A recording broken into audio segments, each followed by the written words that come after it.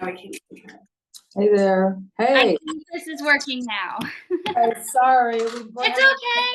We're It's having- absolutely okay. We're having technical difficulties. I told her I felt like it was a Monday all over again, so that's completely okay. Yeah. So, hello. Good afternoon. Good afternoon. It's a pleasure to meet you both face to face. Yeah. So tell us about yourself. What are you doing?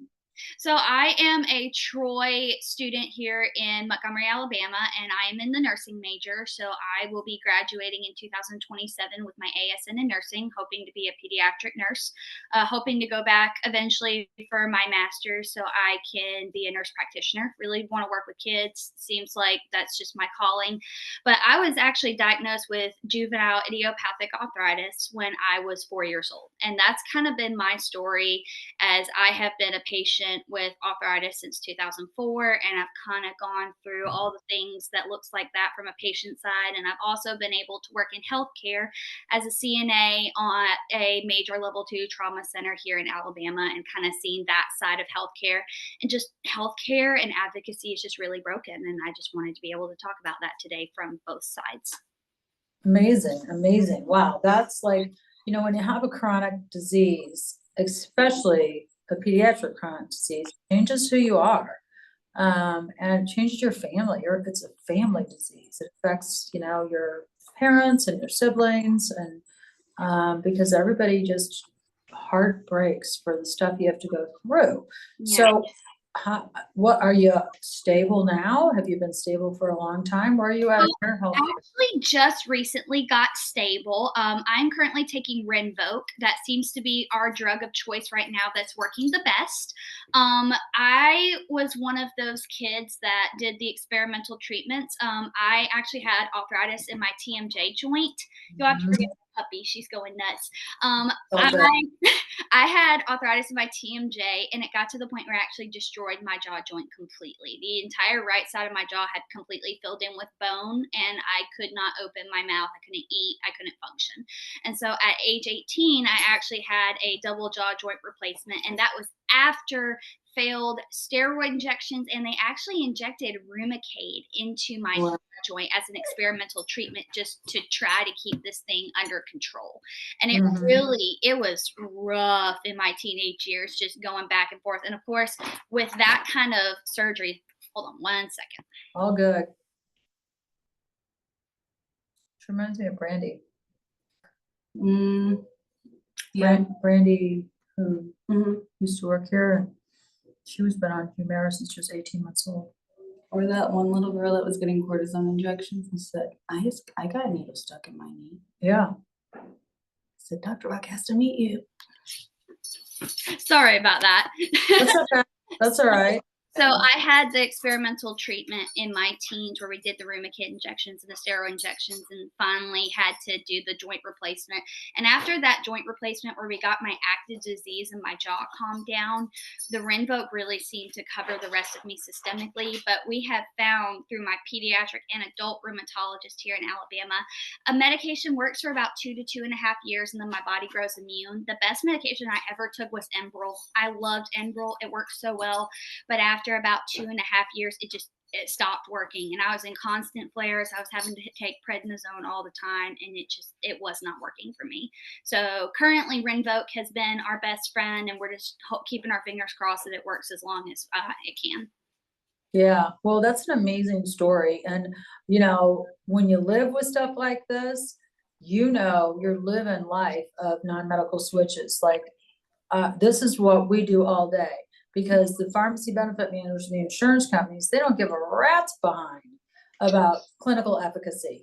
The last prior authorization I had was for a different condition that I have to take injections for. It's chronic migraines. I got married and moved insurance policies, and apparently they wouldn't transfer my preventative medication over to the new policy, and they kept denying it. That was in January of this year, and it took from January of this year to October of this year to get that medication approved. I can't tell you how many hours I spent on the phone with insurance insurance companies, doctors, and then of course I use a Credo RX for my pharmacy. That's who they say I have to use. And so of course it's a cover of Express Scripts, and we know how Express Scripts is. And so it was one thing after another after another. And it shouldn't be this hard for people dealing with debilitating chronic illnesses to get their meds. We fight enough every day just dealing with the symptoms that have been handed to us through luck or not. And so to have to deal with that one extra step, it's just too much, and something has got to give for these patients. Well, and another thing that we've really discovered is this claimable patient appeal. Like, we're getting cases overturned on the, I can send an email to an insurance company and say, here's one patient appeal. Now I've got these others. Did you need me to have the patient submit an appeal, which is a grievance, which goes everywhere? Or did you want to take a look at it before that? And then they're flipping them from my emails without another one. But that's just also because I'm sure I'm redlined as the biggest biatch on the West. But I think carrying the message to this broken healthcare system is a patient appeal done through claimable can get these cases overturned in no more than like 10 days. It's amazing. Yeah, and making sure you have a good provider like yourself that's on your side, because a lot of the time you'll call your doctor and you're like, hey, they're saying that this medication isn't approved, and it takes forever to get a hold of your doctor too. And sometimes they are just like, they're so overwhelmed by how many people are in demand that they struggle to keep up. I know, for instance, here in Alabama, in my local area, we only have 2 rheumatologists in my area. The closest one after that is an hour and a half away. Wow.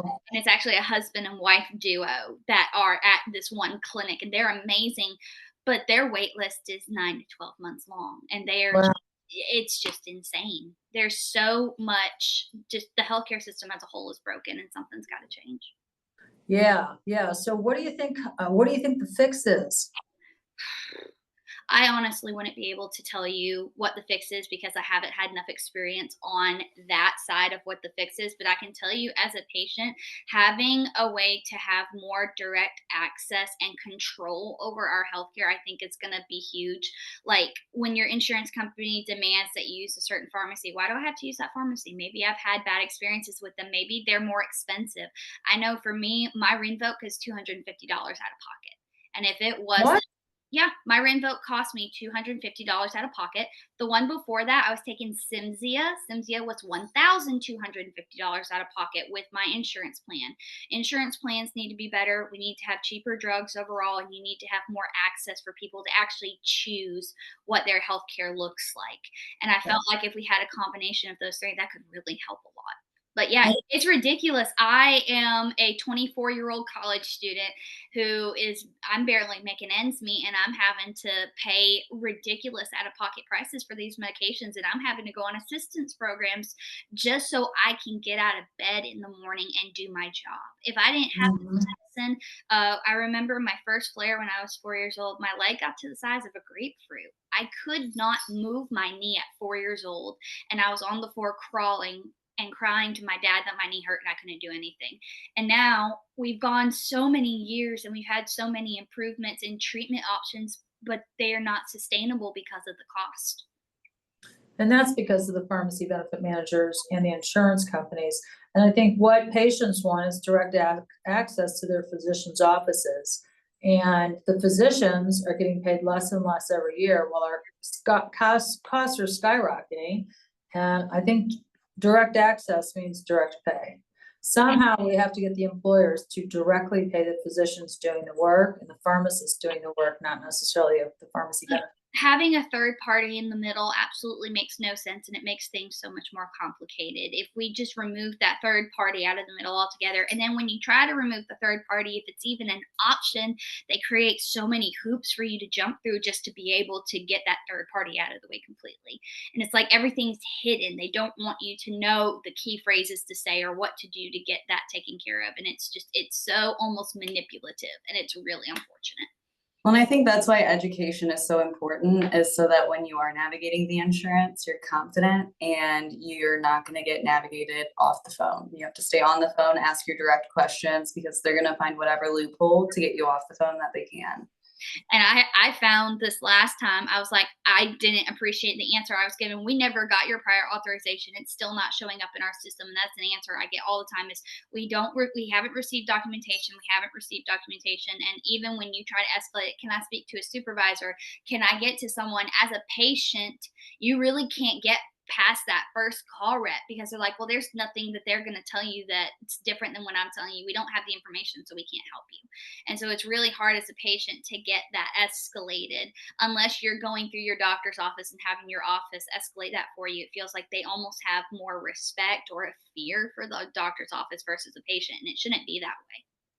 Well, and they always tell us, well, the patient didn't do this or that, or they just make It's things not up. us. We didn't send the Yeah. paperwork. Right, right. So, okay, I love what your passion for this. I love that you're gonna become a nurse practitioner. I think that's amazing.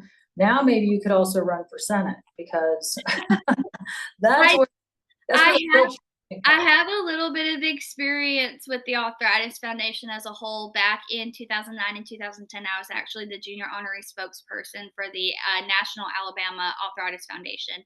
And they do an event called the Jingle Bell Run, which is their like Sure. 5K.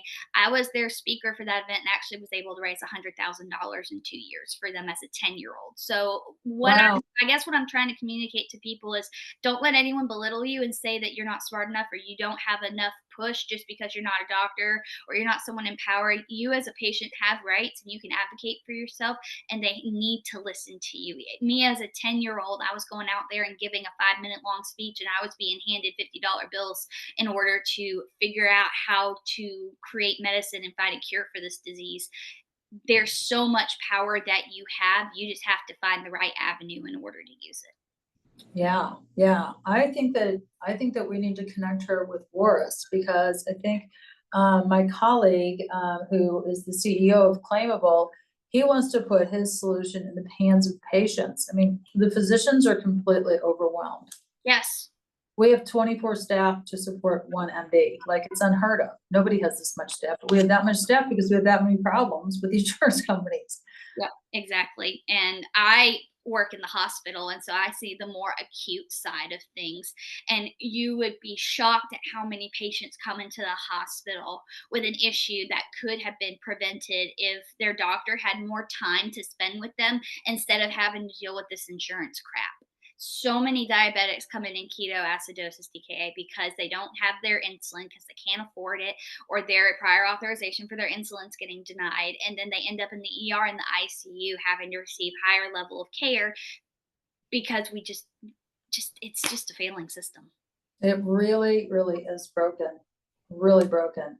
Well, you give me a lot of hope for the next generation to kind of, figure out what it is your voice needs to be heard to whom. If Because we're not going to speak up, who is? right, right. So what about your friends and your family? Where do they fall on this issue? Do they know about all the advocacy stuff you're doing, or are they experiencing it? Also, tell me about that. My friends don't really understand what it's like to have a chronic illness. I'm the only person in my friend group that has a chronic illness. And so they really have a hard time understanding even what a chronic illness is and what that looks like from day to day.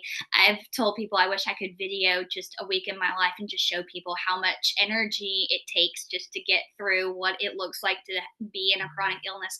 Now, my family, on the other hand, I love my mom so much.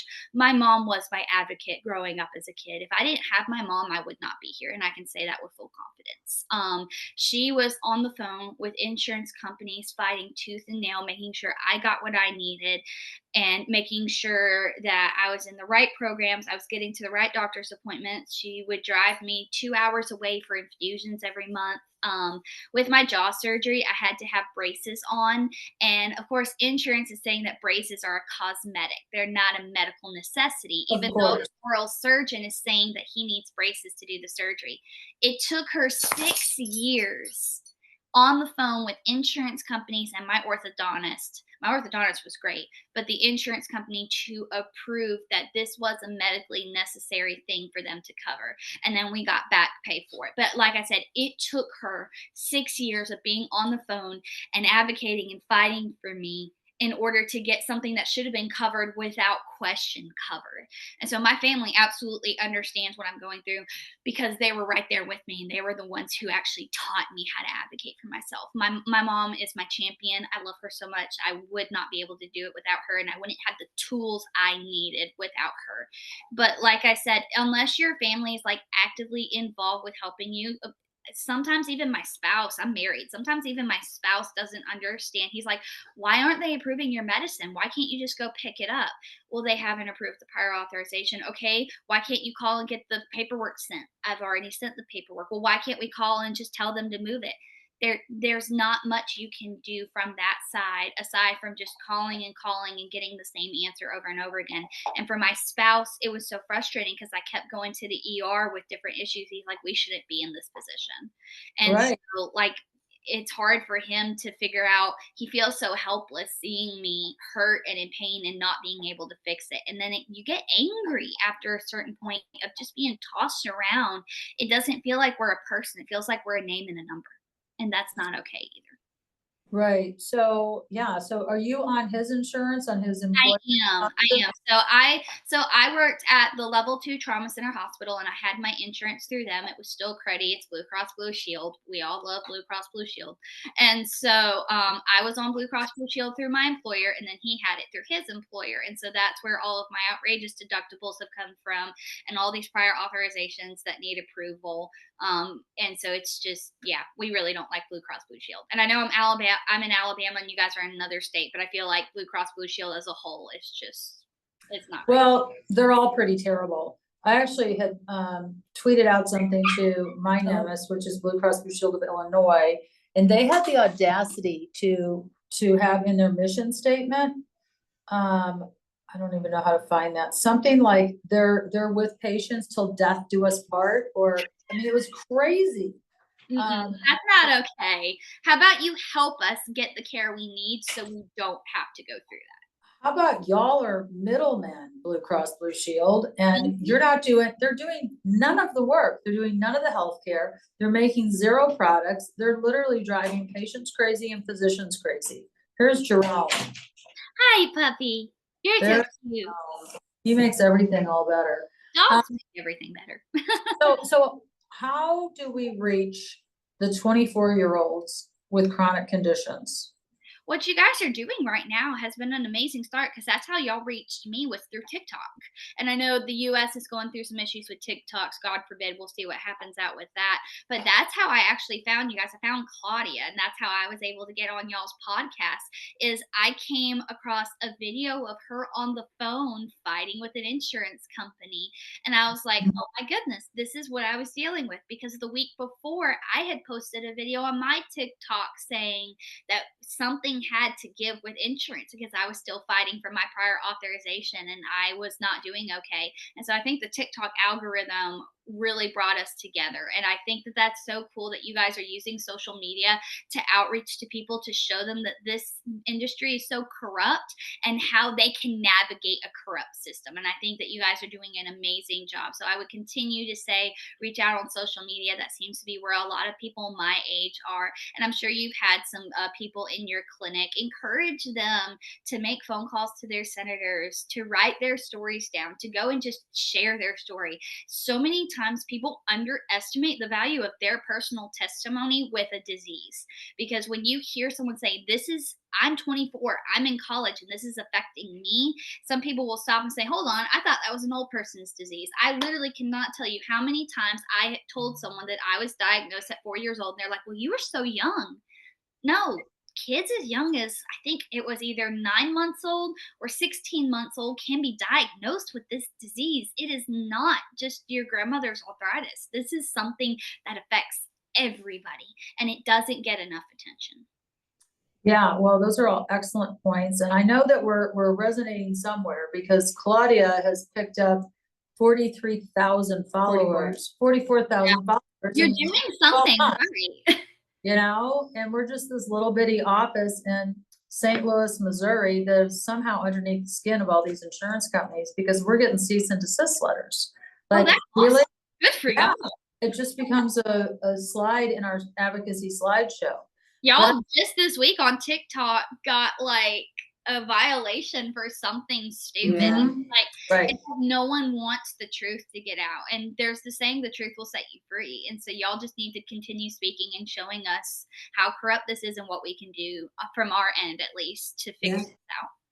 Yeah, I love that. I love your story. I love your energy. I'm so glad that you came on and talked to us about this. Claudia will do whatever it is she does with her magic dust to put it on our whatever. Mhm. And Thank you guys for just taking a stranger that you had no idea who I was and just being willing to listen to my story, because I know that takes a lot of risk. Like, we don't know this person. This is some random person on TikTok. Do we really want to talk to them? And I really appreciate y'all taking the time to chat with me. I really do appreciate Well, it. that's our whole TikTok thing. Everyone's a patient and everyone deserves the chance to share their story and make a difference. I literally can help one person be able to navigate this disease a little bit more easy, then my goal has been accomplished. I know every day we're going to have pain and we're going to have something that we have to deal with, but if I can give a little bit of information that makes it a little bit easier or encourages someone just a little bit, that's all that I ask for. well, you're doing that and you are winning and you are an amazing advocate for yourself and for others because, you know, the right medicine for the right patient is really important. We are not one size fits all. We're not even one size fits most. So keep giving them hell. Keep us posted. You're a delightful young lady. I wish you well, and we will be in touch. Okay. Awesome. Thank you guys so much for your time today. Bye bye. Bye. Bye bye. You do that because when the last time I did that.